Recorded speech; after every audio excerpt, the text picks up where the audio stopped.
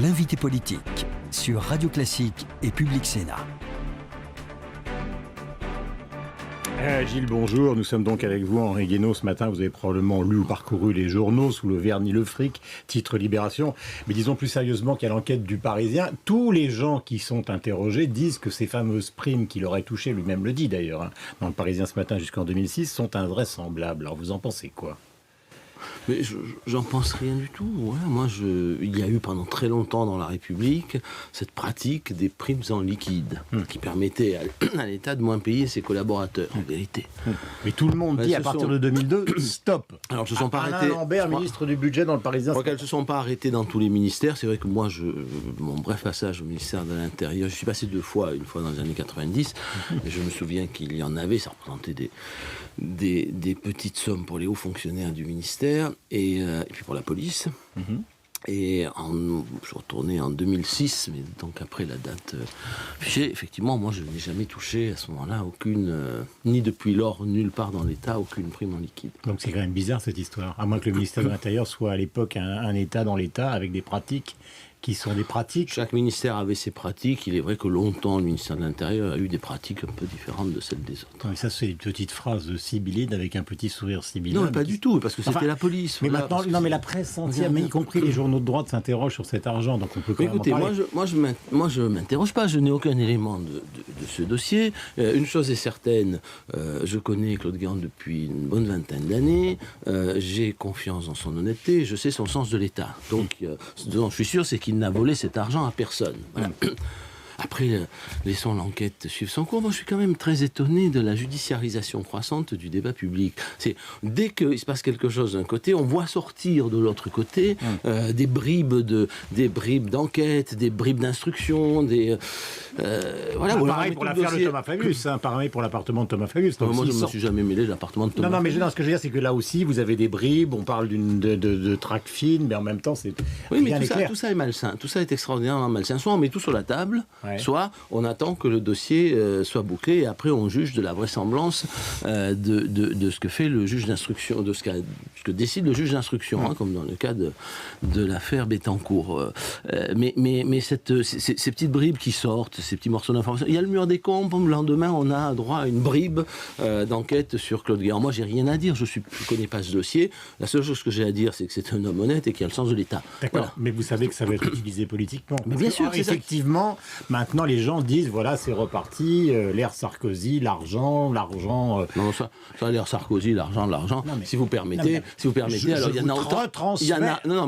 Alors, l'ère socialiste, l'argent, je vous rappelle pas ce qui s'est passé quand les socialistes étaient au pouvoir auparavant, et ce qui se passe depuis qu'ils sont revenus. Bon, donc, il y en a... Comme on en a parlé au moment de Cahuzac, on en parle aujourd'hui, même s'il n'y a pas de preuves. Oui, mais c'est pas tout à fait la même chose, là. On n'est pas du tout dans le même genre de sujet, on n'a pas tous les éléments et il n'y a pas de compte en Suisse. Enfin bon, voilà, il faut quand même aussi Gilles Leclerc, le Placide, vous regarde et vous pose une question.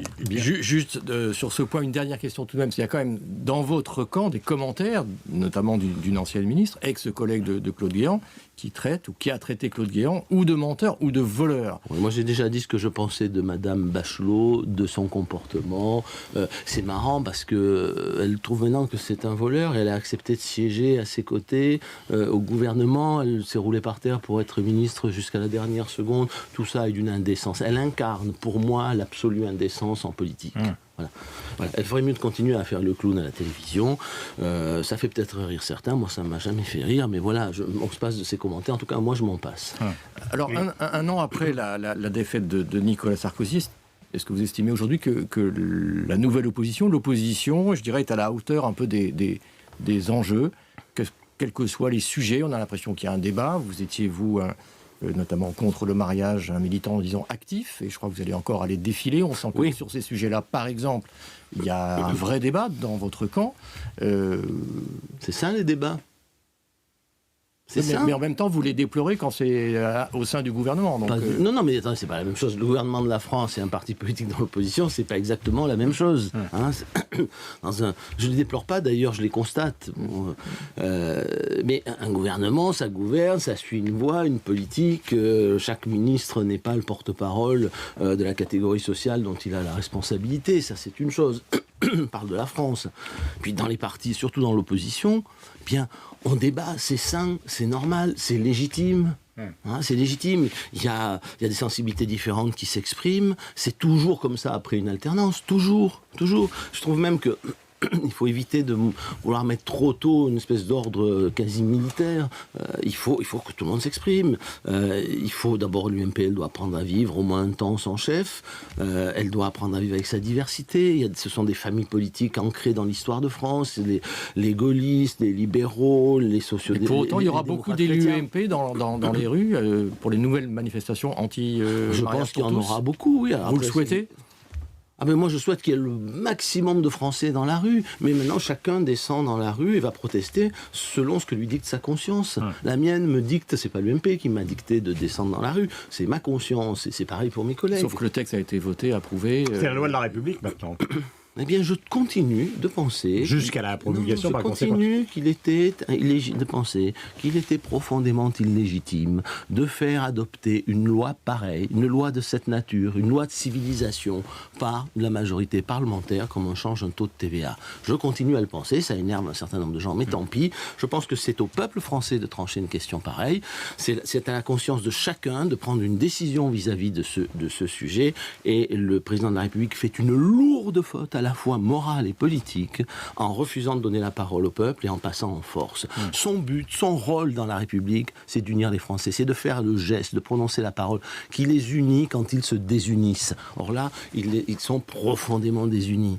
Et c'est très grave pour notre cohésion nationale, surtout dans le contexte de crise économique, sociale, identitaire et morale que nous vivons. J'ai l'impression que tous les jours, tout le monde s'efforce d'ajouter à cette gigantesque crise une pièce de plus à ce puzzle terrible. Concernant un dossier, vous qui êtes de fibre gaulliste, économique, dont on parle beaucoup, on a entendu dans le journal de 8h Stéphane Richard, le patron de France Télécom, déplorer, tout en ne le déplorant pas, la décision d'Arnaud Montebourg, justement, sur l'affaire Dailymotion. Alors, est-ce que vous considérez finalement que Montebourg a eu raison ? C'est-à-dire de leur dire stop, on ne vend pas aux Américains ? Je crois qu'il n'y avait pas de bonne solution à cette question. Je ne sais pas comment s'est passé l'entretien. On dit qu'il s'est mal passé. Mais qu'on ne vende pas tout aux Américains ou aux Chinois me paraît pas forcément une mauvaise chose. Je trouve qu'on peut essayer aussi de garder nos réussites et d'essayer de les développer. Il y a peut-être d'autres moyens de développer Dailymotion que de le vendre aux Américains. En tout cas, ça mérite qu'on y réfléchisse plutôt ou d'approuver bruyamment ou de condamner aussi bruyamment. Regardons ce dossier, regardons s'il n'y a pas d'autres moyens que de tout vendre. On sait très bien que si on le vend, ça va disparaître, ça va être absorbé. Et est-ce que nous voulons une présence française dans le monde des réseaux sociaux ? Est-ce que nous voulons une présence française dans la communication mondiale ? Voilà, c'est comme l'histoire des enseignements de l'enseignement en français dans nos universités. Est-ce que nous sommes décidés à rester donc d'une certaine manière, ce qu'il a fait, vous le comprenez même. Je le comprends, oui. Alors après, il faut regarder le dossier, mais je comprends ce qui peut le motiver. Voilà. Après, la façon dont c'est fait mérite sans doute un débat. Le discours de Marine Le Pen qui réclame une dissolution, parce que vous savez que le bilan de François Hollande est jugé très sévèrement par la presse. Non, pas par la presse, par les Français. Oui, par les Français et par la presse aussi. Mais enfin, nous ne sommes que les porte-parole de la presse. Modestement, Gilles Desmond et pas des Français. Modestement, bien sûr. Ouais, et pas des Français. Et est-ce que vous considérez qu'elle a raison de réclamer une dissolution, qui évidemment n'interviendra pas, mais de faire ce geste politique ? Non, je pense que c'est au président de la République à décider comment il évite que le pays s'enfonce dans la crise politique. On a déjà beaucoup de crises qui se superposent. Rajouter à la crise politique qui pourrait nous mener à une crise de régime, c'est au président de la République d'y réfléchir. Mais je pense que la meilleure solution d'ailleurs pour lui, au lieu de dissoudre, de changer de gouvernement ou de démissionner lui-même, ça serait de changer de politique, c'est-à-dire de prendre enfin à bras-le-corps la crise économique et la crise sociale, de faire un geste d'apaisement sur le mariage par exemple en convoquant un référendum, d'éviter pour cacher ou pour excuser l'affaire Cahuzac, de jeter l'opprobre sur toute la classe politique. Il y a beaucoup de choses à faire qui pourraient permettre aux institutions de vivre normalement. Et puis peut-être rappeler à la justice, puisqu'il est là, il est le garant de la Constitution, que chacun doit rester dans son rôle et chacun doit rester à sa place. Gilles, dernière question. Sur le plan économique, est-ce que la mise au point justement du chef de l'État hier, visant à apaiser le climat entre la France et l'Allemagne, est-ce que vous avez jugé que finalement c'était bien de siffler, entre guillemets, un peu d'ici la fin de la partie, oui, je crois que compte tenu des débats internes au PS? C'était nécessaire, ce qui ne supprime pas la nécessité du débat, mais il faut le faire sereinement. C'est beaucoup trop dangereux, et pour l'Europe et pour l'avenir, de créer avec l'Allemagne une dissension violente. Je crois que c'est pas une bonne chose. En revanche, là, vous dites que c'est une question de méthode, mais sur le fond, par exemple, sur le fond, le débat croissance-rigueur. Ah, mais c'est un vrai débat. Ah, vous dites que c'est un vrai débat. Mais je croyais que le président de la République en avait abordé pendant sa campagne présidentielle. Qu'a-t-il fait depuis? Rien. Rien. On voit bien, même le G20 des ministres des Finances, c'est-à-dire l'organe le plus conservateur du monde, le plus orthodoxe, a rappelé à l'Europe qu'elle faisait trop d'austérité, que c'était dangereux pour elle et pour le monde. Voilà, le FMI a fait la même chose. C'est une question qui se pose. Voilà, c'est une question qui se pose. Il faudrait aller voir nos partenaires, leur dire on ne peut pas continuer comme ça et trouver une autre stratégie. Donc pour vous, ce débat est ça? Ce débat est nécessaire, mais en revanche, la dispute avec l'Allemagne est absurde et dangereuse. Voilà, on peut mener ce débat sans insulter les Allemands. Je pense que ce serait beaucoup mieux. Merci Henri Guénaud d'être venu nous voir ce matin sur l'antenne de Radio Classique et de Public Sénat. Bonne journée à vous. Merci à vous.